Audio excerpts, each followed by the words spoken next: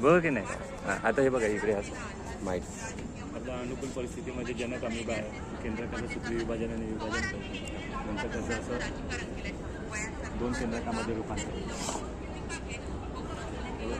आणि मग त्याच्या पेशीद्वारे विभाजन होण्याचं स्वतंत्र अमिबा. आता हे तिकडच्या इकडे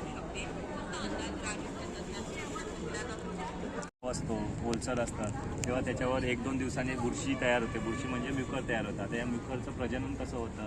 आता हा बहुपेशीय सजीवांमध्ये मोडला जातो. तर बहुपेशीय सजीवांमधले अलैंगिक प्रजनन कसं होतं? तर ही बुरशी वाढल्यानंतर त्याला बीजाणुधान्या येतात आणि या बीजाणुधान्या परिपक्व झाल्या की एक विशिष्ट वेळ येतं की त्याच्यामध्ये त्या फुटतात. तर फुटल्यानंतर आता ही बीजाणुधान्या ही परिपक्व झाली. इतर बीजाणुधान्या लहान आहेत, ही मोठी आहे, ही परिपक्व झालेली आता फुटतात. फुटल्यानंतर ती असं त्याच्या बीजाणू असतात हे हवेमध्ये असे पसरले जातात.